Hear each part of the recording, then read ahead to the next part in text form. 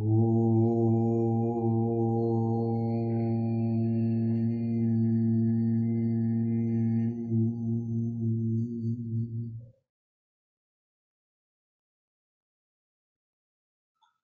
morning.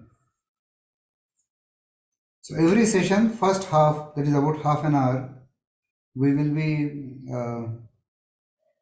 taking the yoga part. Second half, another half hour, will be about self-discovery, the logical discussions. This will be full of stories and experiments and that kind of things.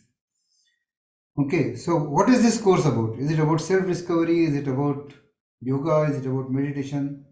So let me tell you, this is a course on pure happiness.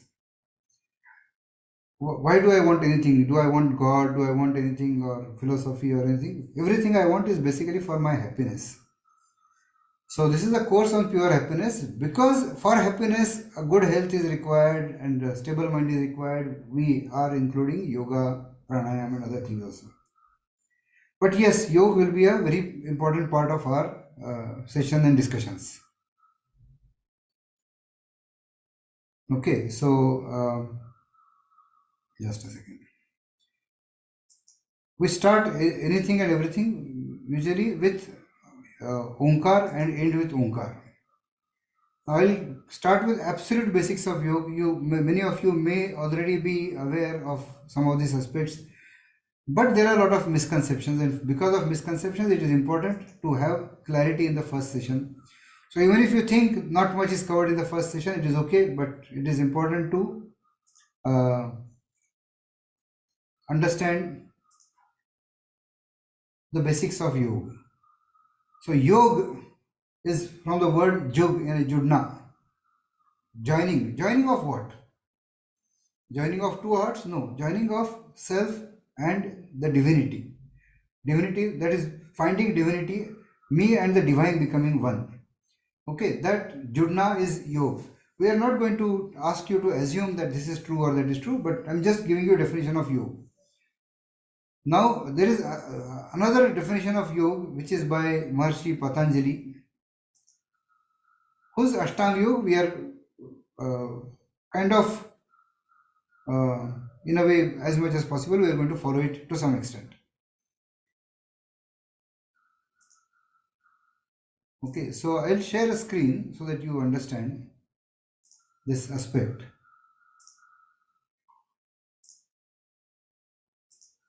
Okay, so yoga he has defined as chitta vritti nirodha.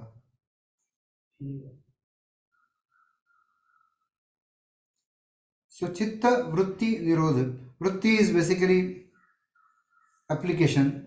Chitta is mind. So mind's application, which is external right now, it is towards money, food, job, family, position, relations, lust, anger, agony, anxiety, stress, greed, so many things. You are bothered about my house, my kids, are they doing well? Are they studying properly? Is my door open? Have I forgotten to lock? Hundreds and hundreds of things are there. Constantly, your mind is on outward direction. Now, Nirodha of these external directions, what it would create is completely introversion. That you are not, you are doing a nirodha of all these external vrittis and internalizing everything. So that causes a self-analysis, and then that is something which will lead to a proper progress in yoga. Okay, now I'll tell you some basics of yoga, absolute bare basics. So it is called as Ashtanga Yoga.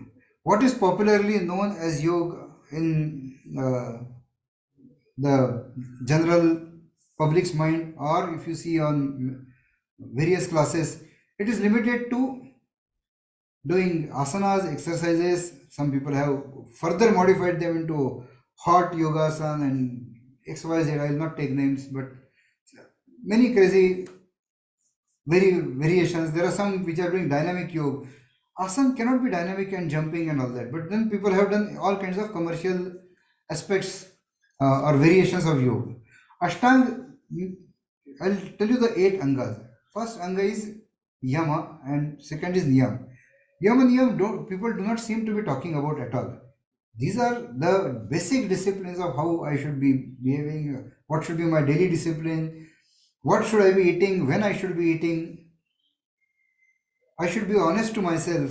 So Satya, Ahimsa, and those kind of things are part of Yama. The very basic, before starting asana, these are the basics. I will not start by insisting into these things because the kind of sanskar, the culture that we have lived in, and the practical world that we live in, what happens is you end up uh, bypassing many of these basic disciplines. So we'll anyway concentrate, will not delay doing asana and pranayam, but yam and niyam are really vital, and we will bring you to that again and again throughout this course. Then asana is, so the most basic asana is padmasana. Padmasana is important because it helps you to keep your spinal cord straight and also stability of your mind. Padmasana is like, okay, my left foot is on my right thigh and like this. I hope everybody can see. Now Padmasana, people show, you look for Padmasana and you'll see doing this, but this is Gyan Mudra. Okay, a mudra has nothing to do with asana. Padma is lotus. So for lotus, these additional petals, this is the pure Padmasana, which is perfect for meditation. That I am not stressing my any other muscle. It is all except for my straight spine. Everything else is completely relaxed. So this is Padmasana. Padmasana, if it is difficult for people, they can try Ardha Padmasana, which is just one foot or the other thigh like this. If even this is difficult, people can sit in Sukhasana. As we progress in yoga, and if you are doing it sincerely, you will lose excess fat, you will have better flexibility, and you will be able to do Padmasana. Next session will take some exercises which will help you do Padmasana better. Then Pranayama.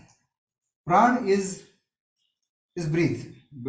So breathing exercises. Actually not breathing exercise, but it is a breathing discipline. So people must have heard about Anulom Vilom, people must have heard about Kapalbhati. These are not pranayam. These are preparatory exercises for pranayam. These are Shuddhi Kriyas, purification. Unless your breathing is pure and clean, you will not be able to do pranayam. Otherwise, it can be harmful. Next ang is pratyahar. Pratyahar is internalization of your focus. So when you close your eyes, you are anyway internalizing because you are not looking outside. Then if you are focusing on something, like if I am focusing on my heart or anything in my mind or anything in my body, that is internalizing. That is pratyahar. We'll not go into details of anything unless a right time comes and you are well versed with the basics. Dharana. Dharana is a very important thing, and we are going to exploit dharana to the best in this course, because I have a specific study on customizing dharanas so that you can design your own dharana and really enjoy it. People complain that while meditation I get so many thoughts, I get this thought, that thought, and it's a chain of thoughts. How do I stop it? It is impossible to stop it initially. But dharana is a guided thought process, guided chain of thoughts. I'll be asking you to concentrate on something and then next imagination. This linked list, this will help you stay focused, and dharana will improve your concentration. It will prepare you for the next ang, which is dhyana, which is meditation, where then without any imagination you will be able to focus. And next is samadhi, which is a true meditation, true state of self-actualization. Now in market, yes, in commercial market, there are hundreds and thousands of meditations. People will call it transcendental meditation. People will call it sound meditation. These are they useless? No, they'll give you some kind of peace, but these are not something which is actually a true meditation. These are like a temporary medicine. True meditation. Now you will. I don't know if you have observed, but in the list of things in self-discovery and yoga stream, in both of these, meditation did not figure. Nobody asked a question on the group that where is meditation. Okay, ध्यान तो आपने, you have not taken ध्यान at all in this whole list of 35-36 things that we had listed. For a simple reason that you cannot. So one session somebody had complained, no, I am not here for listening to your lecture on who am I. I need to learn meditation. How can you learn meditation? What is meditation? Do you know what is meditation?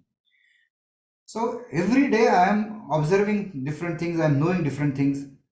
And when I am knowing myself, so the knower is me, what is known is me, myself, my pure self, and the experiences of that of my own experience, which is full of bliss and happiness.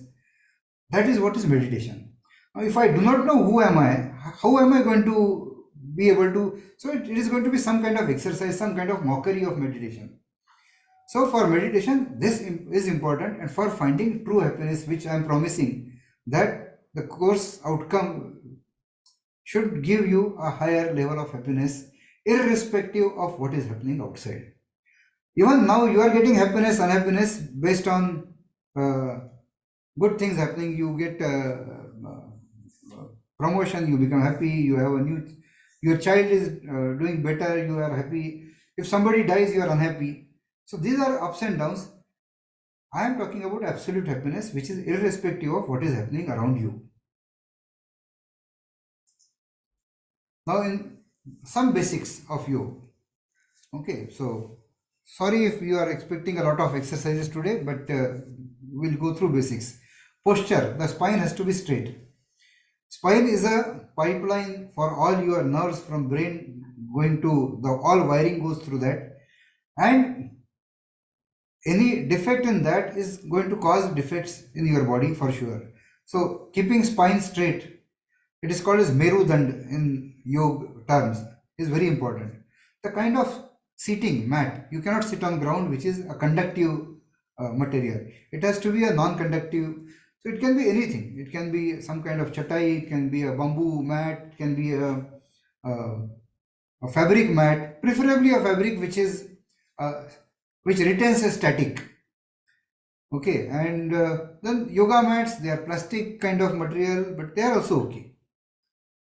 Time of the day, most ideal time which is listed in the books is Brahma Muhurt, which is 4:30 to 5:30 in the morning. But there is no specific time of day that we will insist, because in our practical life you can do it at 2 o'clock at night also if you are empty stomach. So your food and exercise, yoga, there has to be at least 2 to 3 hours of difference. 3 hours is ideal, but 2 hours minimum.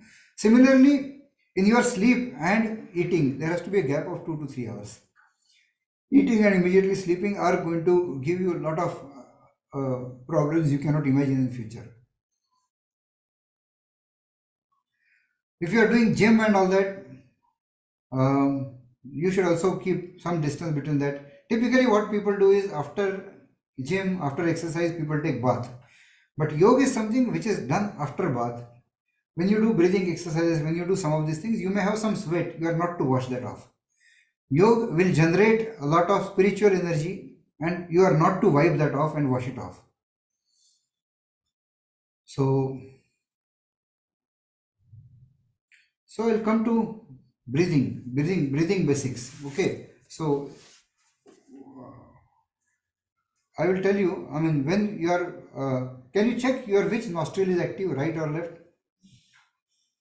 First session my right was active, my left is more active. You will find out that one of the two nostrils is prominent. Every 2 hours it alternates. I'm not sure if medical science has this fact noted and the impact of that.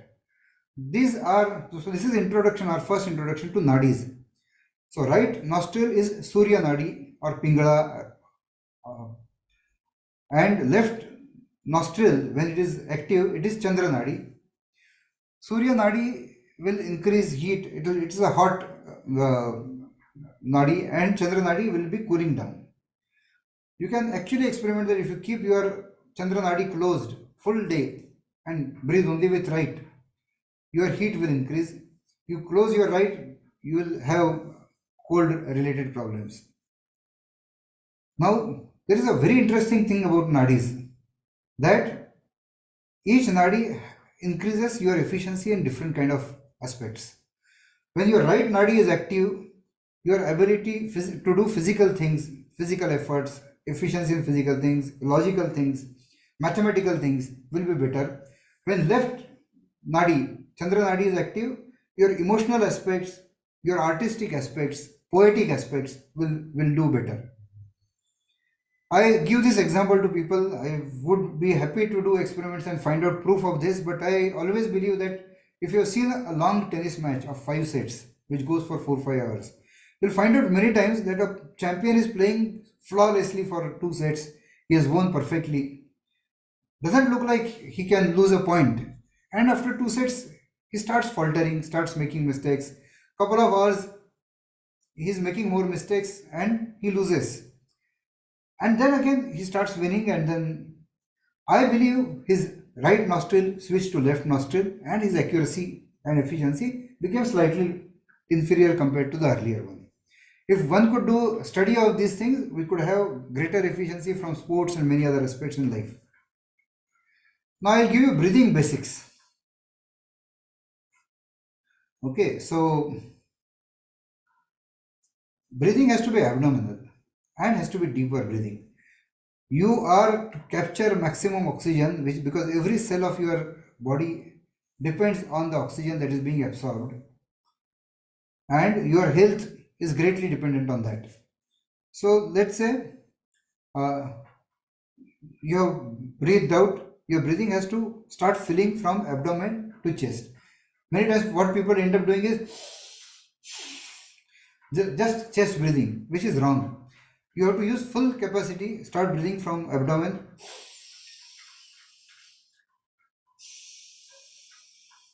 and breathe out from chest to the abdomen. Deep breathing is important, but deep exhaust is even more important. If you see your car, if the exhaust has a lot of fuel, earlier fuel, it will start giving black dust, and that kind of unburnt fuel will be there, and your car's efficiency, its average will come down greatly.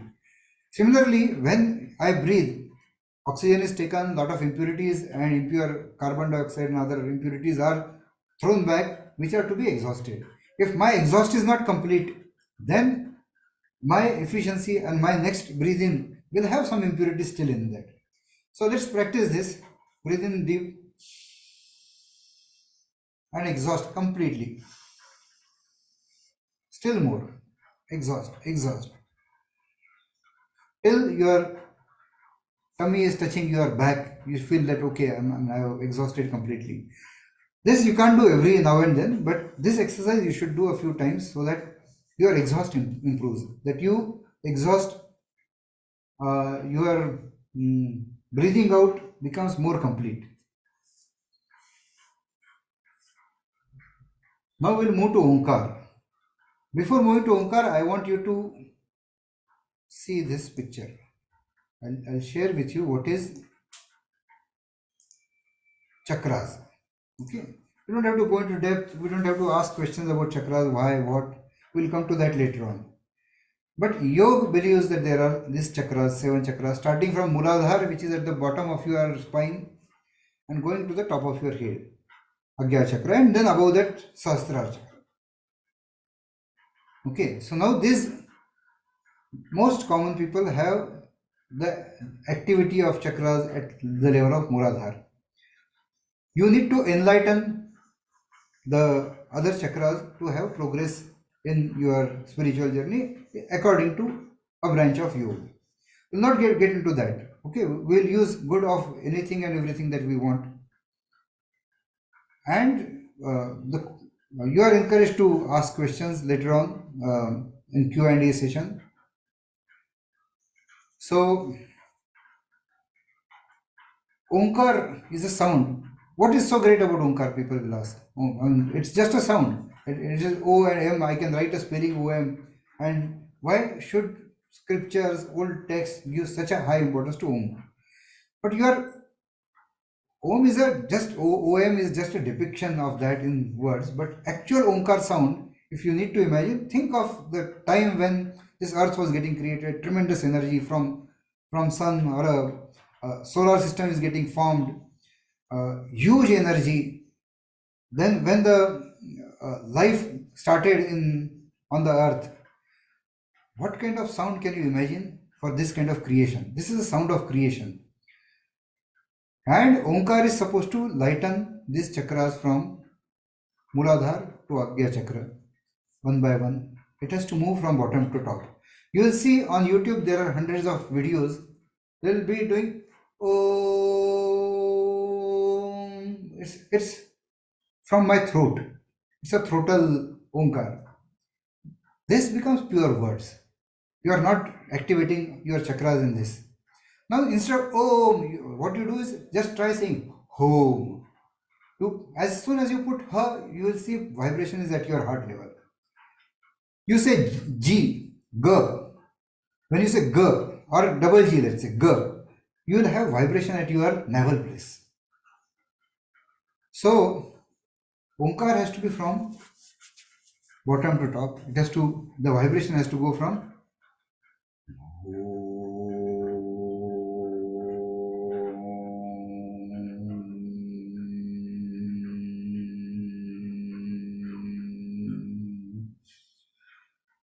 Now, how do you ensure that you are getting it from? You may find it difficult initially. So I'll give you exercise which you can note and you can practice a few days. So you add G, G, N, A, U, M, GNAUM. Okay.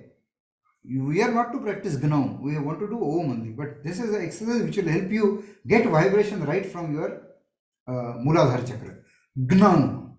Okay. Try saying that to yourself. You are muted, so obviously you can shout as loudly as you want and we will not hear. But try saying GNAUM and you will have a vibration from there. Once you know how to get that vibration from there, you will be able to do Omkar right from bottom to top. And so you are to, now let us focus on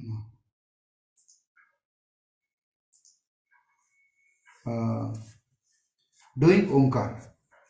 Now I need to show you something more. One second.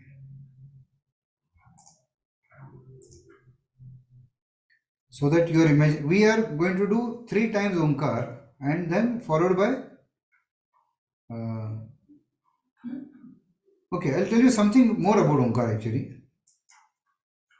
Have you noticed most kind of prayer rooms and temples of different sects also? They have this converging top, the Garbhagriha, where any sound you make, you say Ha also becomes Ha, is like Om.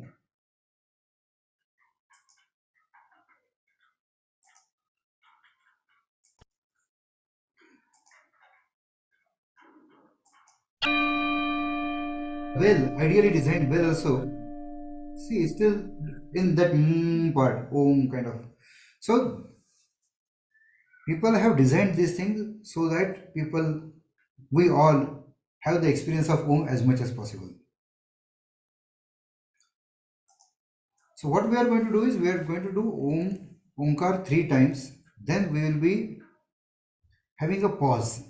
And that time we want to do Manas Omkar. And I will be encouraging you to do a imagination.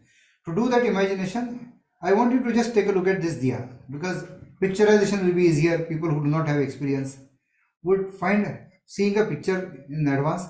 Also memorize this picture. This is you in Padmasan, full of light. Okay. Just memorize this and now I'll stop this and do a actual Omkar.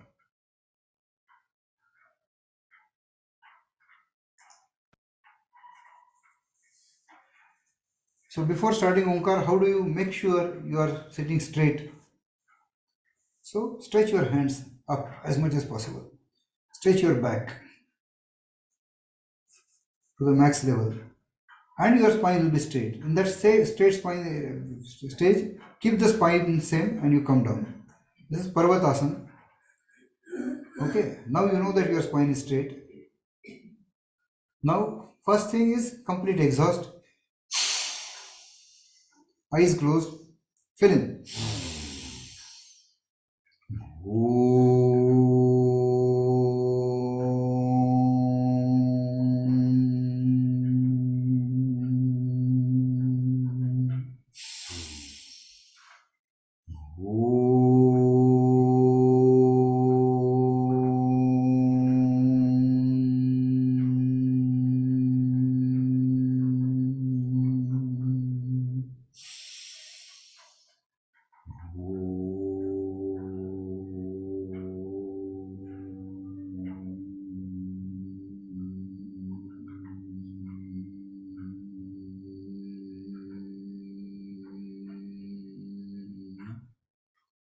Shant,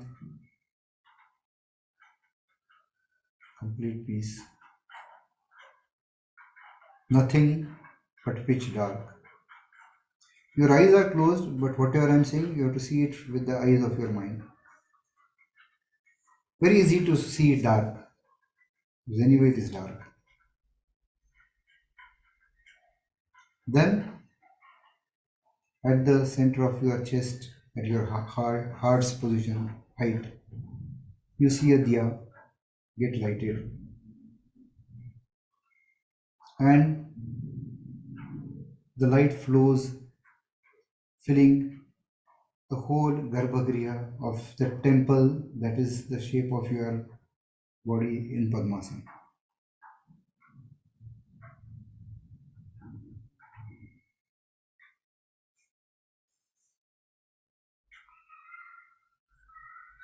Now you see pitch dark and only one object visible, which is that divine temple filled with golden,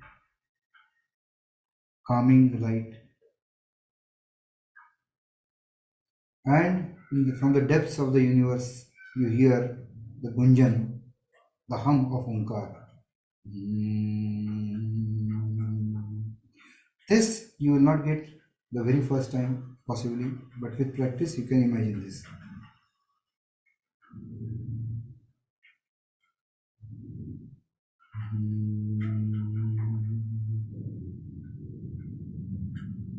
Breathe out. Fill in.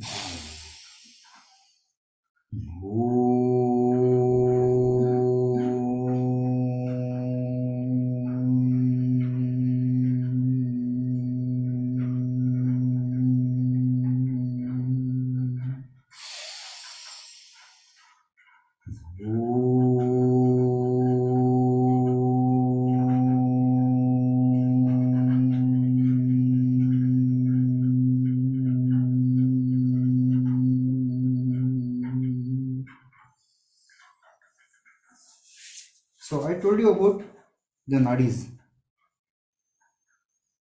So there is to make your nadis more pronounced, clearer. There is an exercise called Nadi Shodhan, or people also call it Anulom Vilom. Anulom Vilom is breathing with one nostril and exhaust from another. So which one? Anulom Vilom has to start with Chandra Nadi. Chandra Nadi is your left nostril. So this is a position recommended for closing your nostrils, but it is not compulsory. You can do like this, you can do whatever is comfortable. But this also does a mudra along with it and is helpful. I also recommend this for some people as a calming exercise, that above this chakra, exactly above this chakra, your two fingers are coming. This is not from books. Some things I'll give which are not from books. It is up to you to, these are based on my experiments, and these are up to you to accept or not. No compulsion. But I have tried these and these have great benefits. When I talked about customization of Kapalbhati, customization of Brahmari, these are the things where I have actually seen so many people getting benefited by the customizations. So you are going to, so right now I'll show you like this so that you know. So when I close right nostril, my left is active. I breathe in from left slowly for 4-5 seconds. Then I close my right, breathe out from left, breathe in from left, right, and breathe out from left. Okay, we'll do the practice next time. I'm just showing you that this is a complete cycle of Anulom Vilom. This is one cycle, and we need to do at least 3 cycles or more.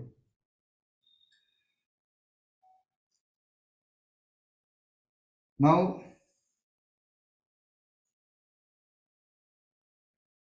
Kapalbhati, as I said, is an exercise to increase your lungs capacity, your oxygen absorption capacity. It is not actually a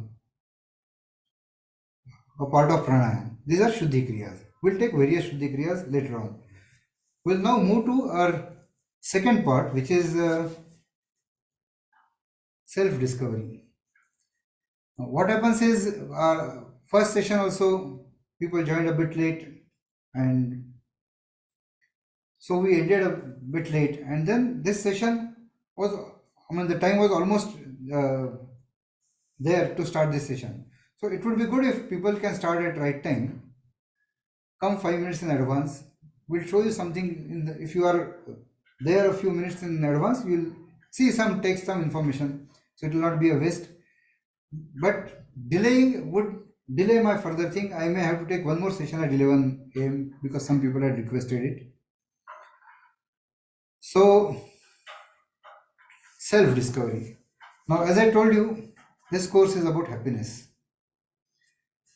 We are not going to assume anything. We are not going to assume Atma. We are not going to assume God. If we find God on the way of our logical discovery, yes. If we find it is not there, we'll accept it is not there. We always insisted that the course is free. There is no charges. But there is one charge for the course. You have to have open mind. That is the cost of the course. Without open mind, you will never be able to learn something. With open mind, you can challenge me. If you feel something is wrong, you can discuss, debate. I have no problems.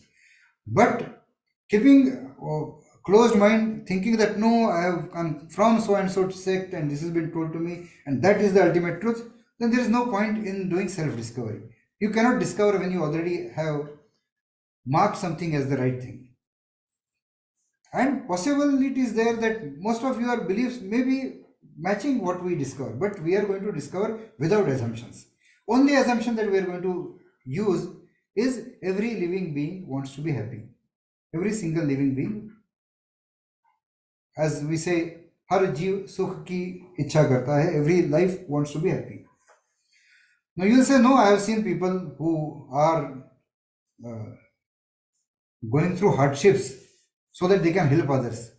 Exactly, but they are still doing it because that makes them happy. If so, some social worker, Prakash Amte, to tell you exact name, that was asked that why are you going through so much hardship? Why didn't you go for a happy life? He said, after seeing what kind of condition these people are, the tribals are, if I still have continued normal practice in city, I would have felt guilty and I would have been so unhappy. I am doing this for my happiness. So I think we will have no questions or doubts about every living being wanting to be happier. Happy, and they want to be happier and happier and happier. Who wants to be happy?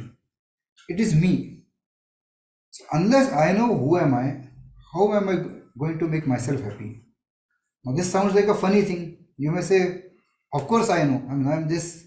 My name is so and so. I'm Parag Shah and I'm so and so and I run this company and I have food, I can feel happy. I play sport, I feel happy, and I know who am I. I am this body, this body, this name. This is me. What if you are not correct about this assumption of happiness? So we are going to challenge that, and I am going to tell you 3 stories to tell you the importance of finding. We are not going to find who am I today. We are not going to even discuss that.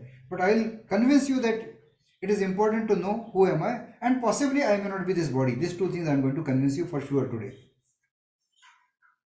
So I'll first of all challenge the happiness that we think that, like, I ate food and I became happy. Okay, I call it relative happiness.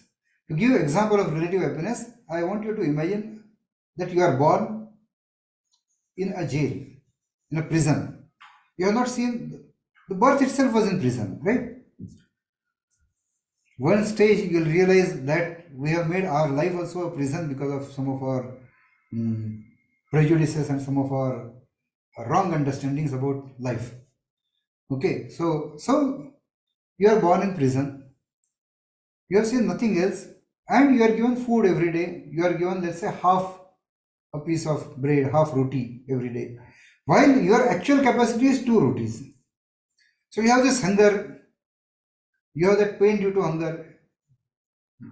Early morning you wake up, you start waiting for that, and you still wait for that half roti because it is giving you still that satisfaction because it is helping you.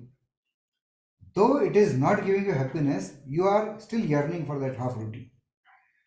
Another thing is, as a part of the jail routine, every day you are given 10 lashes of whip. You are whipped 10 times. Very painful. Okay, your back becomes red and it pains and it burns for some time after that. When you are being whipped, you are counting actually 1, 2, 3. You are wanting it to end. One fine day, what happens? Instead of half, you are given one roti, still short of your actual hunger. And instead of 10, the count stops at you are counting 5 and you are expecting 6, and then nothing happens. After 5 lashes, the beating stops. And you will say, yay, I am the happiest person in this prison. I am the one who got double the food, and this is relative happiness. Because you had something which was um, better comparable to the earlier painful situation, you considered that as happiness. You actually celebrated that. You looked proudly at other people that, see, I am better than you. You had this psychological happiness. Like people who have notion of status may look down upon others thinking that, okay, they are doing better. So one day you come out of the prison and you find that this independence, this having no compulsion of when I eat, what I eat, or no forced beating for me, this freedom is true happiness. And then you realize that, oh, that those two things were okay, that was relatively, I felt that was happiness.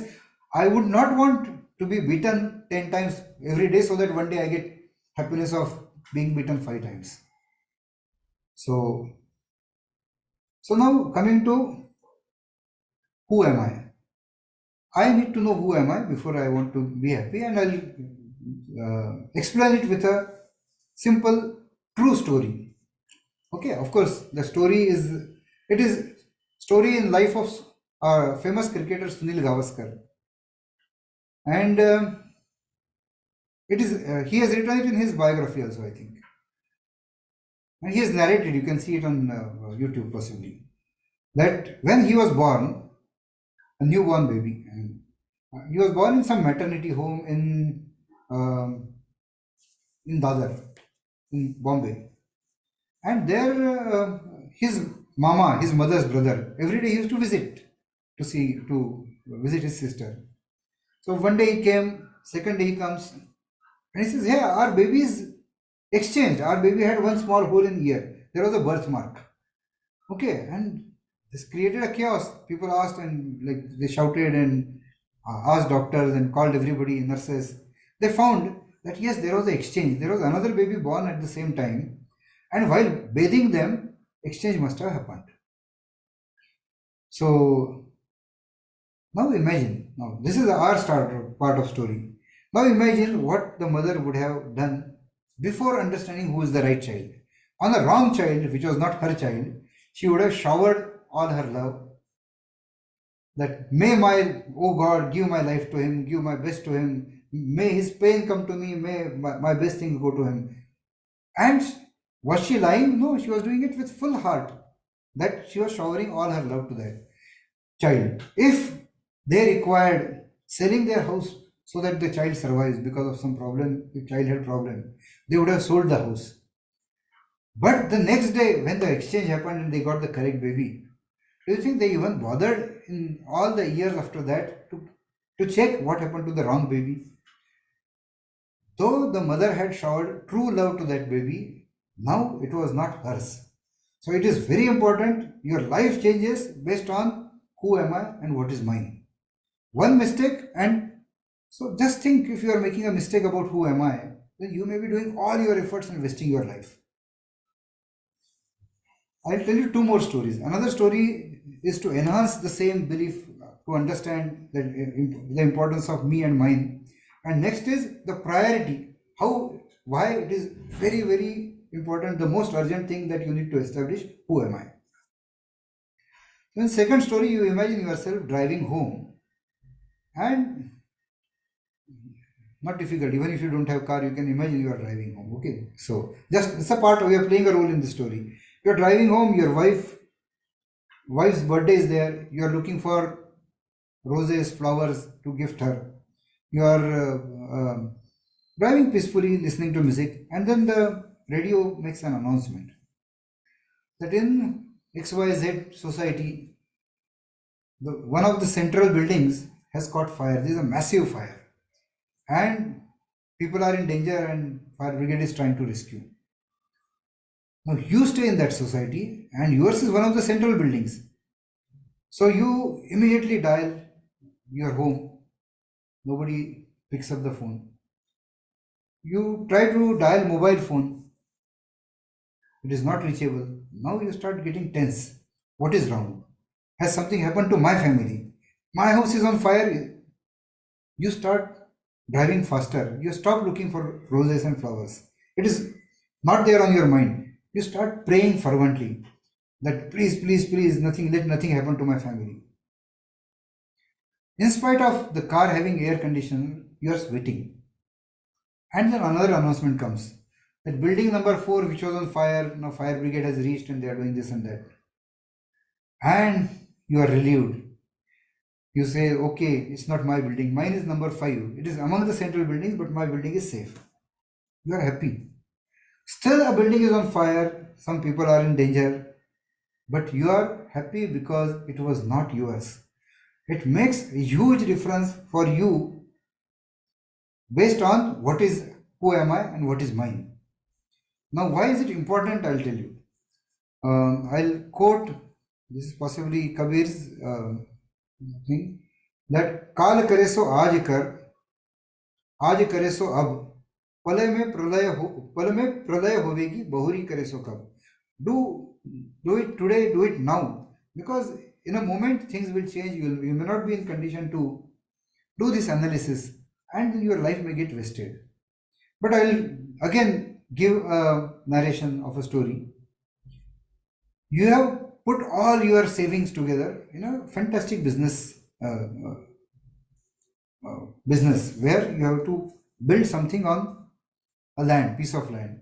You have built up half of the land, and somebody else has bought half the land. You have spent everything. You have taken loan from bank, but once you start building there, it is going to sell like hot cake, and you will make a lot of money. Problem is that now you say eastern part is yours, and the other person also is saying no, eastern half is mine. Whose half is yours and whose is his? Now you have gone to court, and court is taking its own sweet time. Now, would you just sit relaxed and keep paying interest of the bank loan and everything, and for years? When it happens, let me see. No, you would be completely desperate. You would do every possible thing to establish which part is yours, so that you can start building on top of it. You will have highest priority to know which part is yours.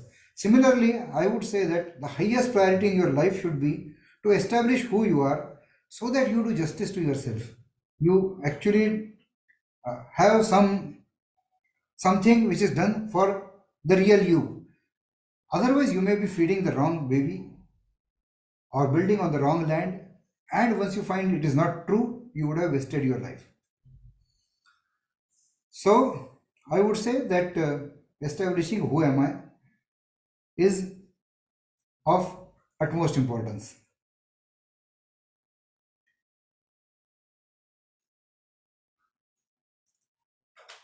Abraham Lincoln was once asked, like that when he said that I do everything for my happiness, he was once asked that,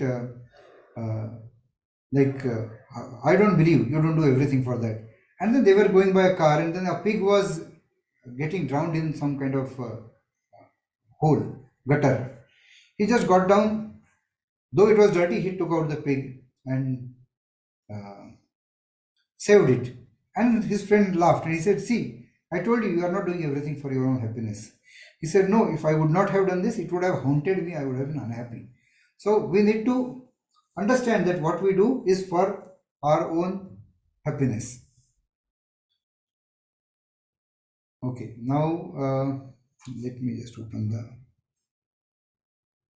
presentation.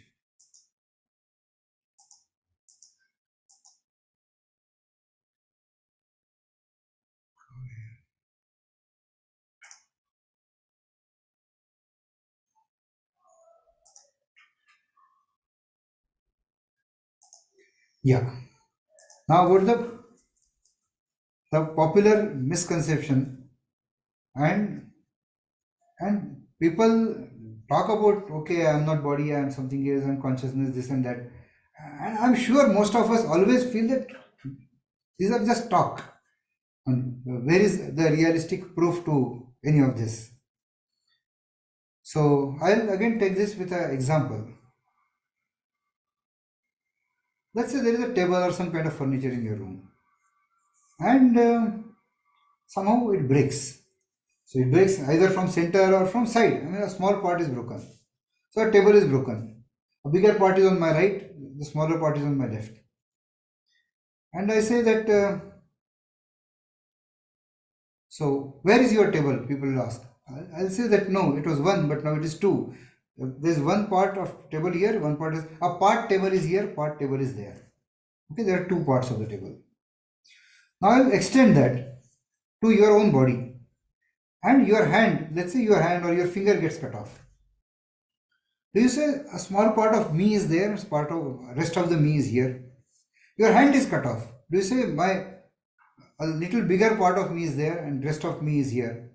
Even a heart transplant, your heart is taken out. You would say that, oh, important part of me is there and another part of me is there.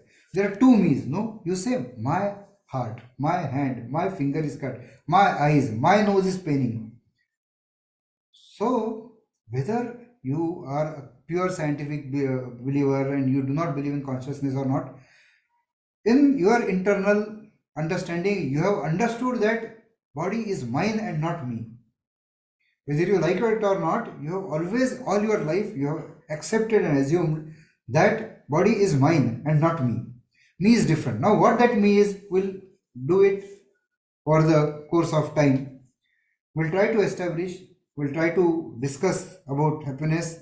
Next session, I'm going to tell you a scientific way, which I call physics or science of happiness. We'll be covering that. Next session, we'll be doing Kapalabhati. We'll be doing some of the kriyas, more kriyas. We'll do an exercise which will help Padmasana. This time, you may think that we have not covered much, but I do not want to go ahead unless you understand what are nadis, how they work, and I want to do a small exercise on pranayama, that the importance and strength of pranayama. Okay, again we'll be closing our eyes, we'll do this exercise, and after that we'll take Omkar and then finish. This is to demonstrate the power of pranayama over your mind. Pran is your oxygen breathing and its impact. Now close your eyes. In this course, you will be doing a lot of this kind of dharnas and you will get used to seeing things without seeing them actually. So, is your posture correct? How do you correct your posture? By stretching your hands, doing Parvatasana. And close eyes. In general, once you are practicing yoga and you are doing various kriyas from first Omkar to last Omkar, you should have your eyes closed. You don't open them for the maximum benefit. And you are imagining now. Surprisingly, you find yourself, you are in deep water. In your imagination also your eyes are closed, but you find that water is really rough, turbulent, it is moving around, making it difficult for you to stand in a stable way. So you open your eyes in this imagination, not your actual eyes. Okay, your body, your eyes are closed. You try to see. You can't see much because the water is so dirty, almost dark. So many impurities. It has some impurities, some colors, blue, red, green, metallic colors. You see some small metal pieces, nails. Some of them are abrasing, they're scratching your skin. Extremely painful experience. Another thing is you have fear that because of this, if I lose my balance and if I start flowing with the water, then I may not be able to recover at all. I may go somewhere, and where will this end? I don't know. So, best thing I can do is I try to calm myself. You'll find out an amazing thing that your mind has a direct relation with your body, your surroundings also. If you are highly stressed, you will have acidity, blood pressure, so many problems. If your mind is calm, these things come down. So when I try to calm myself, slowly this rough moving water starts becoming slower, slower, slower. I try to see. I can see a bit, but it is still completely muddy water, grayish color, brownish color, and it is still moving. I still have to do a bit of effort in balancing. But this is much better. As it is better, the metallic parts start settling down. So at least I do not have scratches on my body. But water is pushing me. Slowly, the water further calms down. And now I can see at least a bit, though it is not a pure water. I can see a little bit. Slowly, the water and me both are getting calmer, calmer, shant, peaceful, and the water completely stops moving. All impurities are settled. I can actually see through water like a crystal, as if there is nothing but a small sheet of glass between me and the rest of the thing. Absolute clarity and peace. This experiment, when I do in reality, and I ask people that did it have some impact on your mind? They said yes, yes. When the water was rough, I didn't feel so good, and when it became calm, the calm water, thought of calm water itself made me calm. So, was the water there? Am I inside water? Am I even thinking how did I breathe when I was inside water? No. This was completely imaginary. In imaginary water, when it became from rough to calm, it had impact on my mind. Imagine the breath, the oxygen in which or every single cell we live on, and we do 24 hours non-stop. If that breath becomes smoother and calmer, how much impact it will have on our mind, concentration, memory, and all other aspects. You start doing pranayama, all these aspects, including concentration, memory, focus, will improve. Okay? So we'll take questions in a couple of minutes. We'll do the final Omkar. You remember the sequence now that we exhaust 3 times, then Manas Omkar, and then 2 times. Okay, and then don't open the eyes till I tell you. Eyes closed, complete exhaust. Fill in.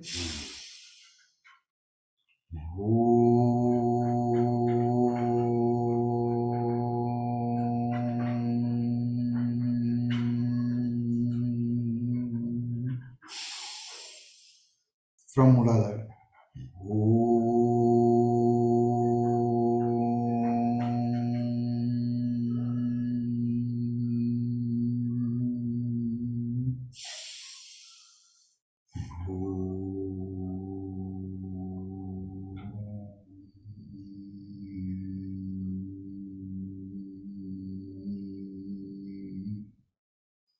Shant. infinite darkness, center of my chest, a diya is lighted, flooding, filling the temple, the garbhagriha of my body shape in Padmasana.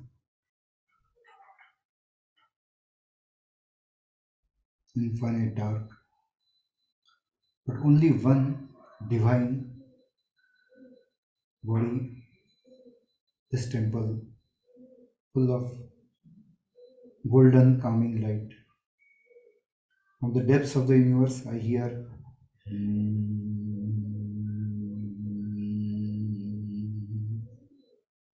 This Omkar is going on while you are quiet. Look at the whole scene again. Breathe out. Fill in.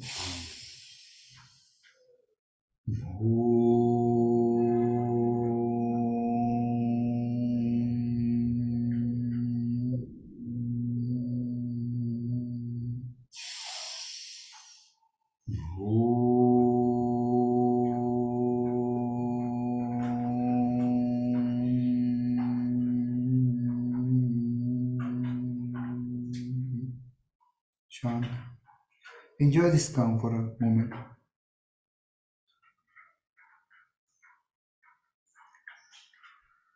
The spiritual energy generated in yoga, the potential energy is not to be wasted. So you rub your hands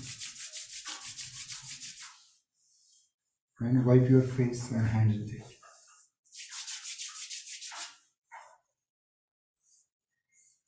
Now open to questions. People can raise hand. I can allow them to talk, and we can have a short discussion if they want. Any questions?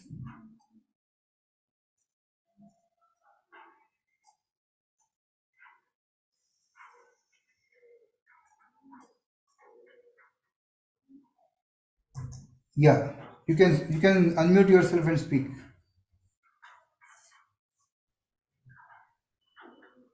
Parag sir, Yeah, tell me. I've listened to Sadhguru.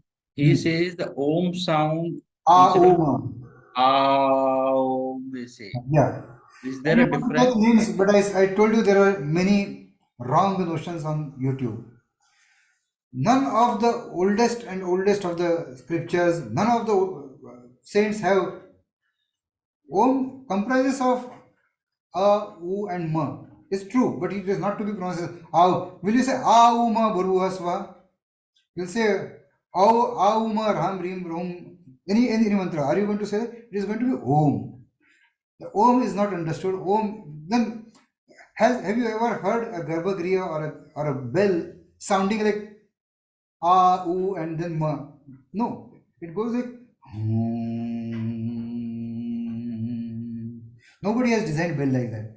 So ancient sciences also. So people do things for their branding. I do not want to comment about anybody. We would avoid using people's names. You said Sadhguru. I mean, I would have preferred some guy says that it has to be done this way, but that is not the right way. Not at all the right way. Okay, somebody else has raised hand. No. Anyone else? Or you have any other question? So keep open mind. You can ask, you can question. I have tried to give maximum possible. Yeah, you can unmute and speak.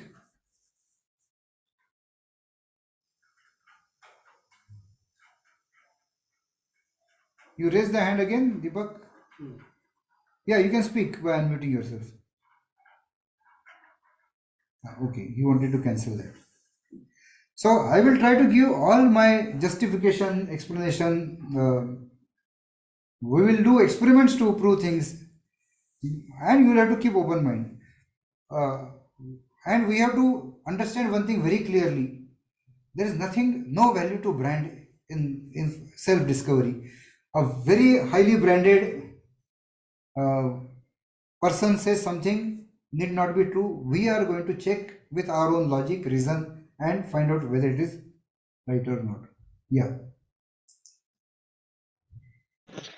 You had said that Anulom Vilom, you were pointing that this is the right way to press your right nostril. Can you repeat that again? Yeah, yeah. So the recommended way is that your index finger and the middle finger are down, and I use this side and this side for, so for closing right I use thumb, for closing left I use these two fingers. Okay, and you have to do it at the upper part of your nose, where just a tap there and your breathing is stopped. Okay, I also have done some slight improvisation here, that if you need to calm yourself down and de-stress yourself, um, this is one of the best distress exercise, that these two fingers are exactly in front of your point between your two eyebrows. Okay, and you do that. Just hold the fingers there and you will feel the tension there. Very close but not touching your forehead. Okay, so that is something which will help in distressing, but this is something which is, as I said, out of the book, and do it at your own discretion, not just because I say it. You can try it, and if you find it is interesting, you can do that also. So the point is that while doing Anulom Vilom, you start with Chandra Nadi only. I'll be telling you next time when we do Kapalbhati, that Kapalbhati has to be started with Surya Nadi only. Okay, why and how we'll discuss next time. Anybody else? Or you have any other question? Nilesh? Chat. Okay, there is. Question you just disturb me.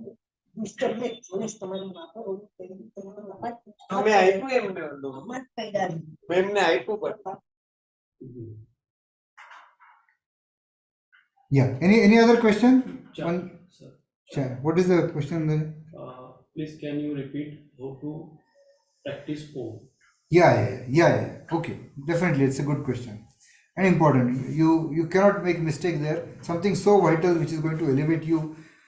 Just Omkar will improve your voice quality. Omkar can have your lungs and heart also become healthier, because the vibration is going from all those organs. So you have to start the vibration of Omkar should start from Muladhara, from basic bottom. To help that, the experiment was GGNAUM, GNAUM. We are also going to share video of this, and we are going to share some transcript, and some of the stories that we discussed will be there on the group. Okay, for people who have missed, and for others also to understand and to be able to react to them. So GNAUM. Now you have that vibration there. So just like that vibration you will try to do without GNAUM is OM. So that depth I start my Omkar with. Instead of Om, it starts with Om. Like there is an infinite depth. There is a valley, and a waterfall is falling deep into it. From where the sound would come, from the depths of the valley, the sound should come. It has to be from depth of my body.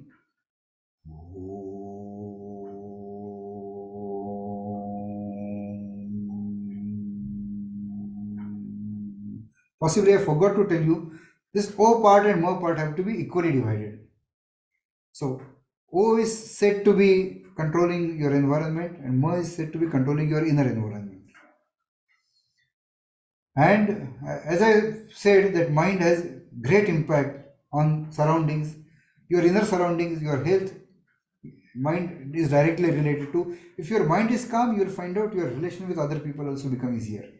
Your fights will be lesser. Your people, you'll suddenly find you are much luckier. People are nicer to you because you have built this calm within you. This is infectious. Yeah. Anything else? Anybody?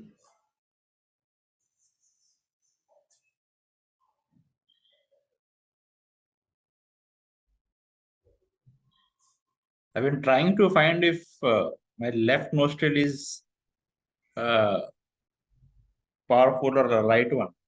Somehow I'm not able to track that. Maybe you are in transit position from one to another. In a few minutes, one will be more prominent. Nobody can escape this transitions. So there are two nadis. We did not talk about third. I was planning to do it next time. So there is a Sushumna nadi, which is a central nadi, which gets activated after practice.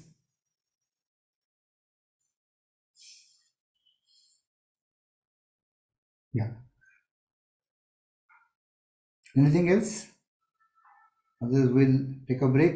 I will take a break because there was a back-to-back session from 6:30, and now there may be one more at 11. I don't know if people from other geographies want to join. So we are trying to do our best. Yeah, some chat. No. Yeah, Just Q&A. There is a Q&A. Yes, yes. Thank you. Oh, okay. Okay, so we'll break now. Thank you, guys.